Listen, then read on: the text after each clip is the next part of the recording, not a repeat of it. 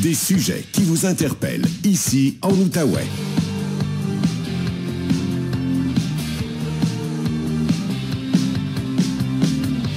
Voici Louis-Philippe Brûlé. Bon, c'est le temps d'aller retrouver Patrick Filion, microbiologiste et professeur au Cégep de l'Outaouais, qui est avec nous tous les lundis à l'émission. Salut Patrick!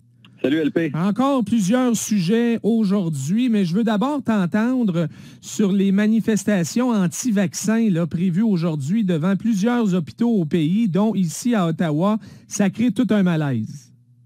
Oui, un très grand malaise. L'objectif de la manif, pour moi en tout cas, mais le lieu, disons, choisi pour exprimer son mécontentement, on va le dire comme ça. On est dans un pays libre, je peux comprendre que les gens veuillent manifester et ils en ont le droit, mais d'aller s'installer devant les hôpitaux où il n'y a pas seulement des patients COVID et des gens qui se font vacciner qui vont là. Il y a des gens qui vont aller là pour de la dialyse, pour des fractures, pour divers types de soins. Puis les infirmiers et médecins qui travaillent là, c'est pas tout du monde qui sont dans l'unité COVID. Donc, de grâce, manifestez si vous voulez, mais allez ailleurs. Il y a d'autres façons de le faire. Allez manifester où ça va avoir un impact. Ils se tirent dans le pied. Ils se tirent dans le pied quand ils font ça. Tu sais, le message passe déjà pas beaucoup, mais quand tu t'en vas écœurer des patients puis du personnel soignant devant des hôpitaux, ben c'est rien pour aider ta cause. Là. Non, ça aide pas la cause. Puis là, c'est comme la dictature de la minorité. Là, je veux dire, c'est déjà une plus faible partie de la population qui est contre les vaccins. Puis là, d'aller nuire à un service essentiel comme celui-là, c'est tout simplement ridicule. Donc, très peu de respect pour... j'ai du respect pour les gens qui manifestent pour diverses causes, pas de problème avec ça, mais choisissez le lieu pour le faire, pour ne pas nuire à la santé des autres. Écoute, même Éric Duhaime, le chef du Parti conservateur du Québec, qui galvanise, lui, ses appuis autour là, de la contestation des mesures sanitaires et tout ça, même lui a dénoncé ça aujourd'hui en disant, c'est pas la place. Allez manifester devant les parlements, mais allez pas, justement, écœurer les patients et le personnel soignant. Exact. C'est tout dire. Duhaime le dit. Puis effectivement, aller manifester contre ceux, disons, qui prennent les décisions, c'est peut-être une chose. Donc oui, l'Assemblée nationale, des choses comme ça. Et dans les hôpitaux, Seigneur, il y a du monde malade, il y a du monde qui sont en difficulté. Tassez-vous de là, ou du moins ne nuisez pas aux entrées et sorties de ce monde-là, de grâce. Bon, on va passer à un autre sujet pour ne pas leur faire trop de publicité non plus. Non, la hausse des cas se poursuit au Québec. Là, ça va quand même assez bien ici en Outaouais, mais on était quand même à tout près de 1000 nouveaux cas samedi pour le Québec. Mais ce qui inquiète davantage, ce sont les hospitalisations qui commencent à monter, Patrick, et surtout des patients COVID qui arrivent à l'hôpital déjà très amochés. Oui, on dirait qu'il y a une espèce de... Si on ne va pas me faire tester, ils ne sauront pas. Mais là, les gens, par exemple, on avait vu aussi la semaine dernière que les 2/3 des personnes infectées ne se faisaient pas tester. Donc, il y a des gens qui vont avoir des symptômes, qui ne seront pas testés, ne vont pas faire de suivi et vont malheureusement décider ou heureusement, se rendre à l'hôpital, mais quand il est déjà, je dirais pas trop tard parce qu'ils ne vont pas nécessairement mourir, mais que les symptômes sont graves et qu'ils vont avoir besoin, disons, de soins plus importants. Donc, il faut vraiment faire un suivi plus serré autour de ces personnes-là qui sont infectées pour leur prodiguer des soins avant justement que les complications, la réponse inflammatoire trop importante se produisent au niveau pulmonaire. Donc, oui, il y a beaucoup de cas.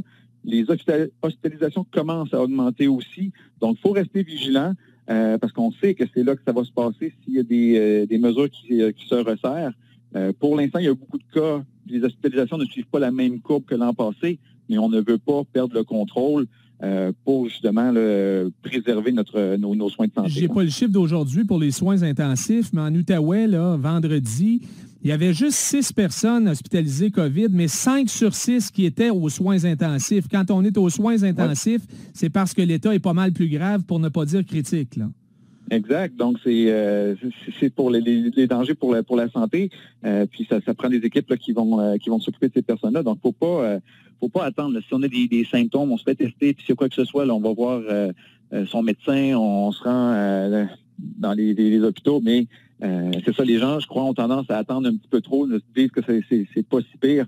Mais une fois que c'est avancé, là, ça peut devenir très dangereux rapidement. Par contre, bonne nouvelle, malgré les variants, malgré le Delta notamment, les enfants continuent d'être épargnés, même si les plus jeunes ne sont pas vaccinés, Patrick. Ça, c'est des bonnes nouvelles. Encore une fois, il faut être prudent. Là. L'école est recommencée depuis 2 semaines, donc on n'est pas à l'abri d'éclosion dans les écoles primaires. Mais pour l'instant, les enfants, puis on le savait un petit peu déjà, là, que les enfants étaient moins touchés ou du moins fortement affectés par le virus. Et ça semble être encore un petit peu le cas là, pour le variant. C'est sûr que si on regarde, par exemple, aux États-Unis, oui, il y a des cas de jeunes enfants qui sont hospitalisés, mais là, on ne parle pas de la même population. Donc, si on regarde toutes les proportions, ça semble être encore sous contrôle ici. Donc ça, c'est somme toute une bonne nouvelle. Oui. Mais il faut quand même être vigilant puis s'assurer justement qu'il y a du dépistage rapide qui sera fait si jamais il y avait des cas là, qui apparaissent. Ça veut dire, Patrick, que la réaction immunitaire naturelle des enfants est encore plus efficace que le vaccin? Je me trompe-tu? Bien, plus efficace que le vaccin, je vais dire oui et non. Mais leur système immunitaire, eux, est plus efficace. Puis on le sait, là, quand plus on vieillit, plus notre système immunitaire donc va s'affaiblir. Donc les enfants, on s'entend là, depuis leur naissance, ont été soumis à plein de micro-organismes différents. Leur système immunitaire travaille très fort.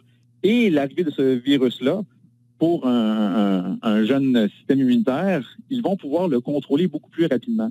En fait, le système immunitaire des enfants est très, très, très réactif. Ça, c'est une bonne nouvelle face à un virus, mais ça peut devenir moins une bonne nouvelle, par exemple, si l'enfant réagit trop, puis là, je vais donner un exemple que le monde va comprendre, une allergie alimentaire. Oui.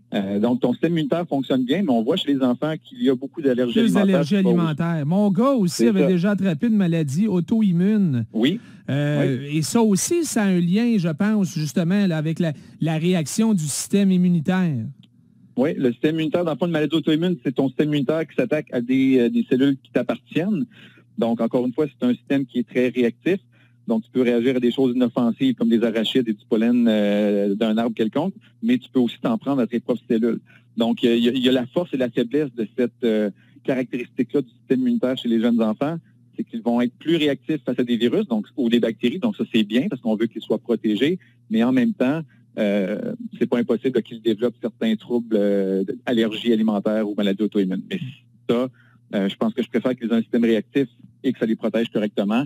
Puis malheureusement, il y a quelques exceptions pour les allergies. Est-ce que je comprends que le fait qu'ils soient en mode réaction contre la COVID augmente les risques de, je sais pas, développer là, soit des maladies auto-immunes ou davantage d'allergies ou pas nécessairement? Bien, pas nécessairement. C'est sûr que les allergies alimentaires, on les voit apparaître souvent chez les jeunes enfants parce que on les soumet à ces nouveaux aliments-là, donc ils vont développer des allergies.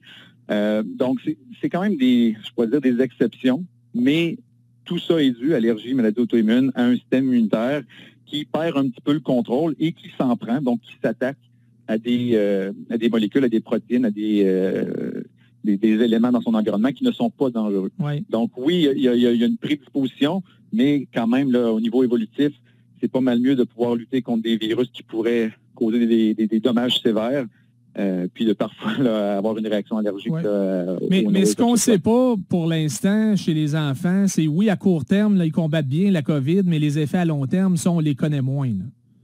Mais il y a plein d'inconnus face à ce virus-là. On ne sait pas justement, ils peuvent être infectés maintenant, pour pas avoir de gros symptômes, puis dans, 5-10 ans, on le saura à ce moment-là. Ça pourrait avoir des répercussions. Je vais juste faire un petit rappel.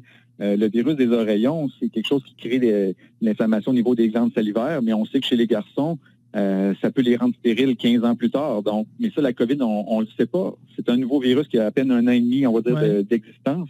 Donc, on espère qu'il n'y aura pas de ces conséquences-là à moyen long terme, que ce soit au niveau du système nerveux, pulmonaire ou quoi que ce soit, mais il est encore trop tôt pour le dire. Mais si les enfants au moins réagissent rapidement, ils ont moins de chances justement que le virus vont créer ces problèmes-là. Patrick, dernier sujet, il me reste 1 ou 2 minutes. Là. Le Danemark, c'est la fin des mesures sanitaires là-bas. Plus besoin de porter le masque en public. Passeport sanitaire, on a mis ça de côté pour l'instant. Et pourtant, parce que là-bas, il n'y a à peu près pas de 4e vague, mais je regarde les taux de vaccination, ça se compare beaucoup à ce qu'on a ici. Qu'est-ce qu'ils font mieux au Danemark que les Québécois? Bien, ça serait à vérifier. Souvent, on va dire les pays scandinaves ont une espèce de discipline qui est peut-être plus importante, je dirais, là, que ce qu'on voit peut-être en Amérique. C'est peut-être un facteur, mais peut-être que ce qu'ils ont fait, ils l'ont bien fait. Et puis moi, je regarde ça, puis on pourrait se dire, on pourrait être envieux, puis dire, ah ben mon Dieu, eux retrouvent des libertés, nous aussi, on voudrait aller là. Mais moi, je regarde ça, puis je suis pas envieux, mais ça me donne espoir, parce que je me dis, eux ont réussi à le faire, semblent avoir, disons, contrôlé un petit peu plus la propagation du virus. Les taux de vaccination sont similaires aux nôtres. Donc, ils vont quand même, ça c'est pour le spécifier, là, si ça augmente, ils vont revenir à l'arrière, puis ils vont remettre des mesures. Mais pour l'instant, ça semble être sous contrôle. Donc, moi, ça me donne espoir. Je me dis, écoute, eux commencent à le faire. Puis je regardais la NFL en fin de semaine, les stades sont pleins. Je comprends. Au fond, le message, c'est faites bien les choses maintenant, puis on va s'en sortir plus vite. Là. Ça revient toujours à ça. C'est tout le temps ça. Si on se fait vacciner, on fait attention. Puis là, il faut se rappeler, Dr Arruda, là, au mois de mars 2020, là, quand il nous faisait sourire en disant d'aplatir la courbe, c'est encore vrai. Si on aplatit les différentes courbes, on dirait 4e, 5e vague, et quand éventuellement ça devient sous contrôle, que les hôpitaux ne sont pas surchargés, on va retirer de ces mesures-là, on va retirer le passeport sanitaire, on va retirer le masque, mais il faut bien faire les choses maintenant. Il y a peut-être moins de relâchement dans un pays comme le Danemark pendant les périodes de vacances que ce qu'on a vu ici. Là. Peut-être. Là, on fait de la spéculation, peut-être. Je sais pas. Mais il faut croire qu'ils ont bien fait les choses parce que, justement, ils obtiennent ces libertés-là. Parce que le nombre de cas le justifie. Donc, nous, on voit que les cas augmentent, donc on n'est pas prêt de voir ça arriver ici. Mais si on fait bien les choses, éventuellement, on va retrouver cette vie-là. Un jour, peut-être, on le souhaite. Un jour, sûrement. Merci beaucoup, Patrick. On s'arrête là-dessus pour cette semaine. Ça fait plaisir. Au revoir. Bye-bye.